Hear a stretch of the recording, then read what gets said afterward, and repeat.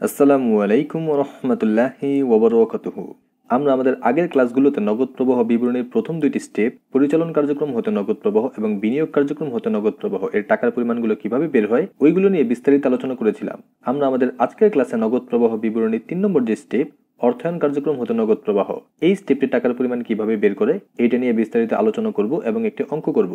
প্রথমেই আমরা এখানে অর্থায়ন কার্যক্রম হতে নগদ প্রবাহ এর টাকার পরিমাণটা কিভাবে বের করে এটার রুলসটা এখানে দেখিয়েছি।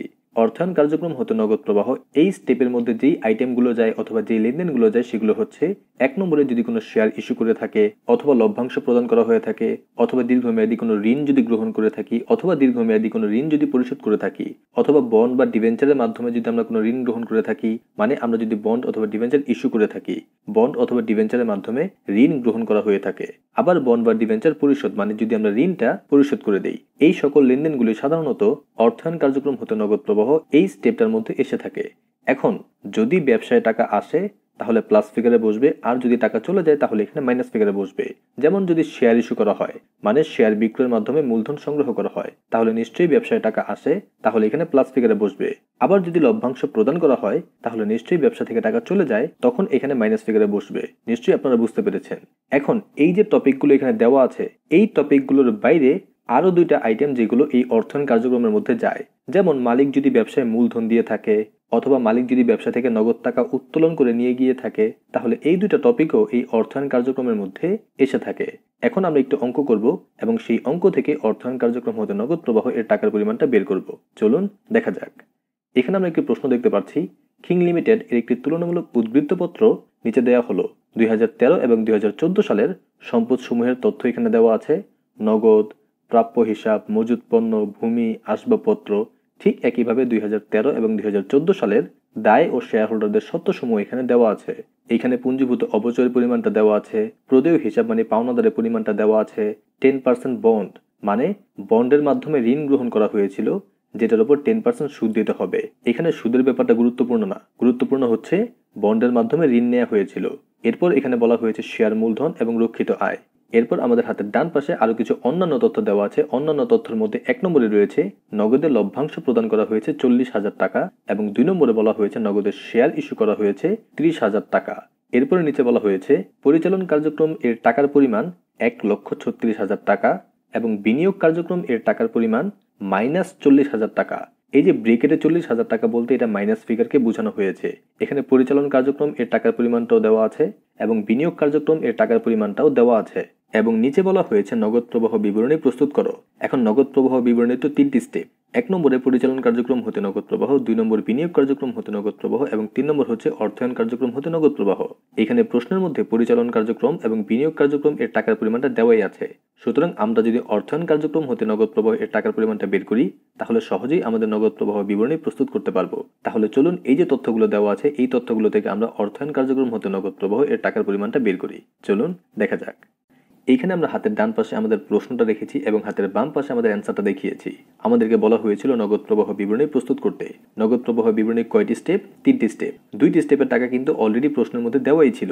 এই জন্য দেখেন আমরা পরিচালন কার্যক্রমের টাকা এবং বিনিয়োগ কার্যক্রমের টাকাটা প্রথমে লিখে নিয়েছি। পরিচালন কার্যক্রম হতে নিট নগদ প্রবাহ কত টাকা? 1,36,000 টাকা এবং বিনিয়োগ কার্যক্রমে ব্যবহৃত নিট নগদ প্রবাহ কত? 40,000 টাকা মাইনাস ফিগারে। যেহেতু মাইনাস ফিগারে এই জন্য লিখতে হবে ব্যবহৃত, আর যদি প্লাস ফিগারে হতো তাহলে আমরা হতে শব্দটা ব্যবহার করতাম। আশা করি এই ব্যাপারটা আপনাদের মনে আছে। এরপর আমরা আমাদের 3 নম্বর যে স্টেপ, অর্থায়ন কার্যক্রম হতে নগদ প্রবাহ, এটা টাকার পরিমাণটা বের করেছি। এই জন্য প্রথমেই আমরা দেখেন অর্থায়ন কার্যক্রম হতে নগদ প্রবাহ এটার একটা হেডলাইন করেছি। এখন অর্থায়ন কার্যক্রমে যাওয়ার মতো আমাদের অন্যান্য তথ্যের মধ্যে 2টি জিনিস ছিল।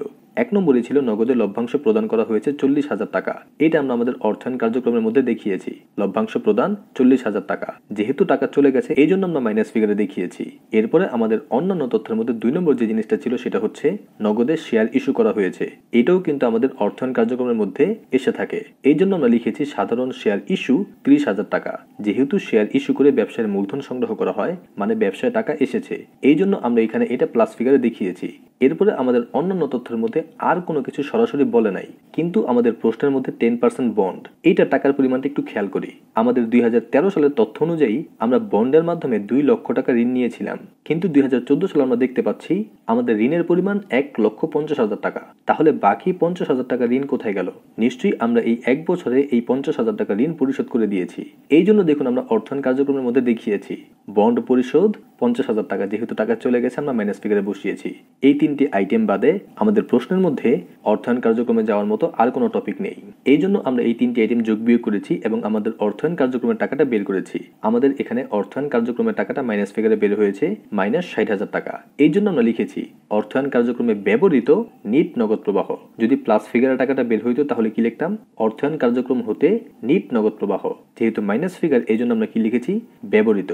আশা করি বুঝতে পেরেছেন। এখন 3টি স্টেপের টাকার পরিমাণ বের করলেই কিন্তু আমাদের নগদ প্রবাহ বিবরণী প্রস্তুত হয়ে যায় না।